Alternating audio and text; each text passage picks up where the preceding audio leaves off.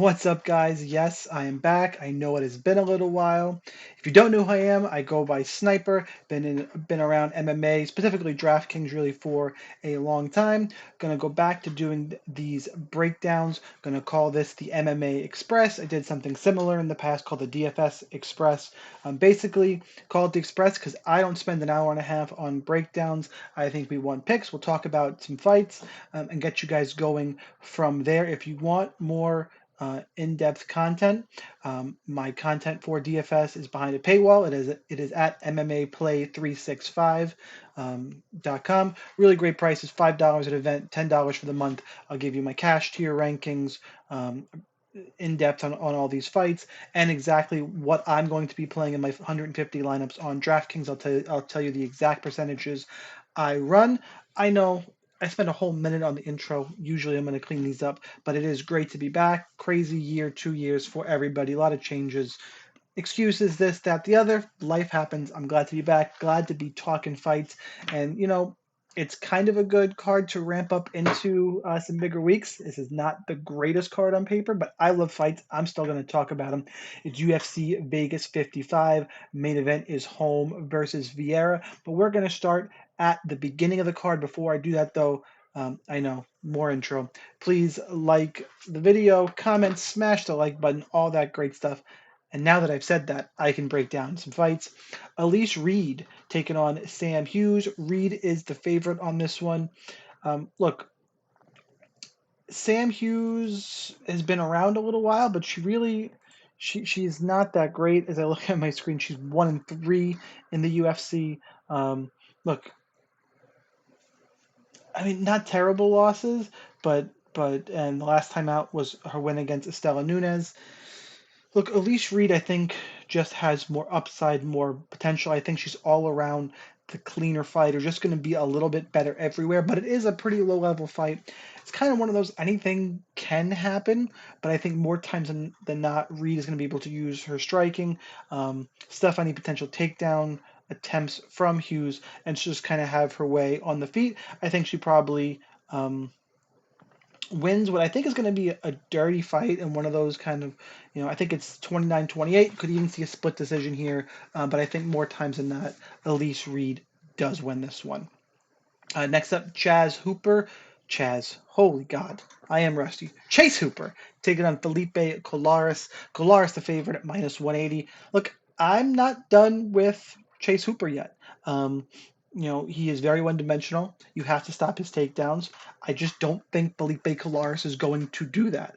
I think it's a very binary fight. Either Hooper finds a takedown, finds a way to get this into some grappling exchanges, and then I do think in those positions he'll be able to submit um, Colaris, or at least have enough control where I don't think Colaris is going to sweep him or sub him. It's about the takedowns. Has Hooper been working on them? Very young guys, one of those guys that can make improvements. Everyone also likes to shit on Chase Hooper. Um, I'm not big on Felipe Colaris. I think this is a good job by the matchmakers to give Hooper a winnable fight. I think the youngster gets it done. I'll take him by first round submission. Jonathan Martinez taking on Vince Morales. Um, Look, not a whole lot of. I'm not going to go crazy on the breakdown here either because I just think Jonathan Martinez is better. I think he's a better striker. I don't think Morales is going to, have success grappling, on the feet for 15 minutes. Martinez should win this one. I don't think he's going to get a finish of Morales. I know he got a finish last time out. I just think Martinez is going to be more technical, definitely faster.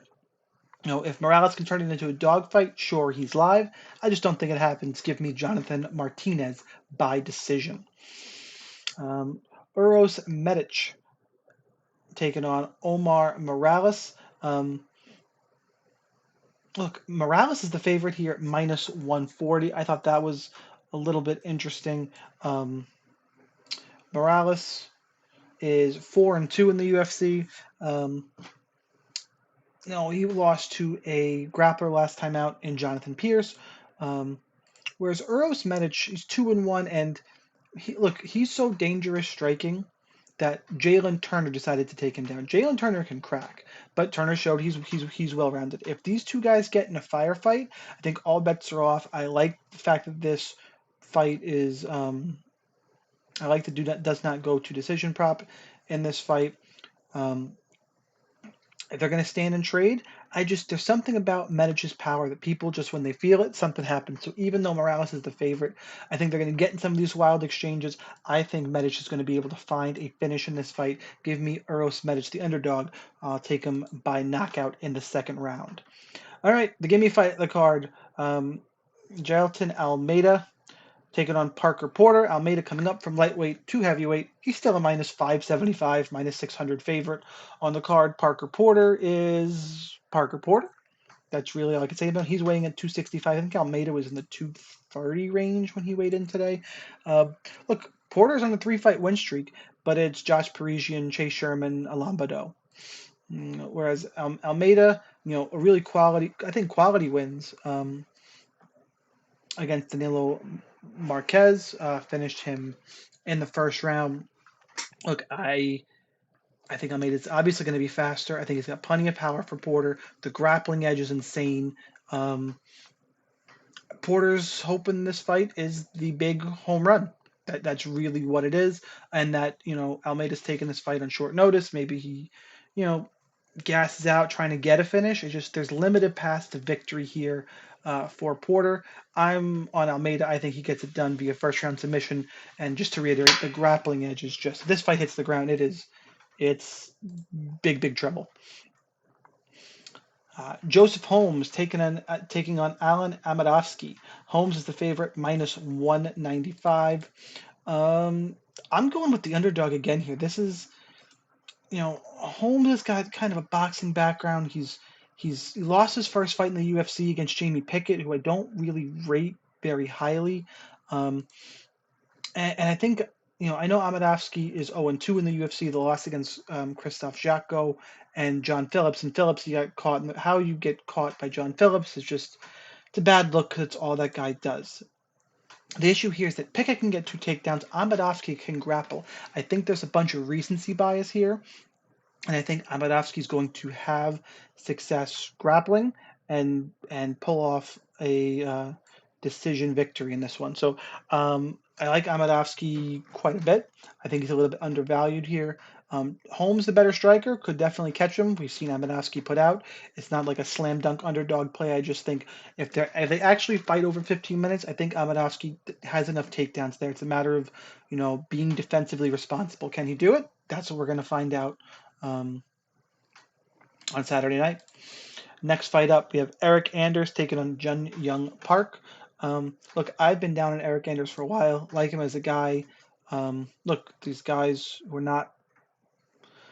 He's not at the point in his career anymore where I can shit on him for not training MMA that long. He's been in the UFC for a while now. He's got 3, 4, 7, 9, 11, counting up. This is his 14th UFC fight, which I didn't even think it was that many. 14 fights in 5 years, so kudos to him for staying active.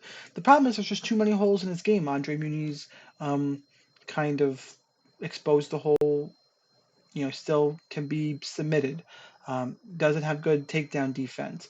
He was in a weird fight against Darren Stewart, a couple of them. If it becomes a dogfight, I guess he's live. The problem is that Gerald Meerschaert was able to outstrike him in a fight that didn't have many takedowns. I just think Jun Young Park is a better striker, way more power.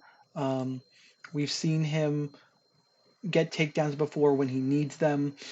Can be in close fights. I think he's got more tools here. I'll take and more power and more volume. If it goes to a decision, Eric Anders' volume is terrible. It makes me cringe. I hope he fixes that. But I will go with the favorite in this one. Give me Park by decision. Anders has shown some toughness. I don't think there's a finish here. But they're big guys. It wouldn't stun me. I'm not going to pick it. Pollyanna Vienna taking on Tabitha Ricci. Ricci's the favorite, minus 135. This is a really good spot. I'll say I'll probably have a bet on Ricci here. Yeah, Pollyanna Vienna is attractive and all that good stuff, but you need to dig into the record, guys. The fighting history is a little bit concerning in that it's armbar or bust recently. And I said it against Mallory before the Mallory Martin fight, before the Emily Whitmire fight. Like, if Vienna doesn't get a submission off her back, an armbar, she's probably screwed. And somehow she finds both those submissions. Before that, she was losing to Veronica Macedo, Hannah Cyphers, J.J. Aldrich. Um, doesn't have a lot of volume, not good striking, really not good takedown. She just finds submissions off her back. Whereas Tabitha Ricci is a good BJJ practitioner. Her loss in the UFC is to Fioro, whose name I probably just butchered. But look, I think Ricci will be able to get top position. I think she's got more volume on the feet if it's a gross striking match. And I don't think she'll get caught in an armbar. I think she's good enough for that. But to be fair, I kind of thought the same thing about Emily Whitmire. I didn't feel as good about it as I do now. Um, but I like Ricci in this spot. I think she wins a decision. I think there's a lot of top control time here. Maybe she threatens a submission. But I like the value here on Tabitha Ricci at minus 135 for sure. Chidi Njuku. I can't say this name. I'm just gonna say Chidi N. I'm sorry, my African followers. I've been trying and I just keep butchering it. So I'm just gonna call him Chidi, and I promise to get better at some of these names. He's taking on Dusko Todorovic. This is a wild fight to me. This fight could go either way. I don't want my money near this fight. I have a obviously different take on it on the DFS side. So make sure you go to MMAPlay 365 and you can see a little more about that. Um, but Chidi's look good, 2-0 in the UFC, a solid win over, quick finish of Marc-Andre Barrio. Todorovic gets in these firefights. I think looking 3 of his 5 fights in the UFC, or 3 of his 4 fights in the UFC have ended inside the distance. And the other fight was a loss where Gregory Rodriguez took him down and controlled him. Um, I think these two guys are going to throw. Both have power. I favor Chidi to find the knockout, but Dusko is a live dog here. Um, this is not a fight I want to be messing around with, but if you nail me down for a pick, I think Chidi's technique is a little cleaner. I like the quality of wins he has, obviously better than Dusko. So that'll be my pick, but I wouldn't hate you for taking a shot on the dog here, especially as the number keeps creeping up over plus 200. All right, co-main event time. Santiago Ponzinibbio taking on Michel Pereira. Pereira is the favorite at minus 130 last I looked. Ponzinibbio is a dog at plus 110. Close fight, I guess, but it's weird. It's that the Pereira's last win against Andre Fialho looks really good, considering that Fialho just starched Cameron Van Camp last time out, but it's Cameron Van Camp. But he is on a 4-fight win streak. Nico Price, Chaos Williams, Imadaev.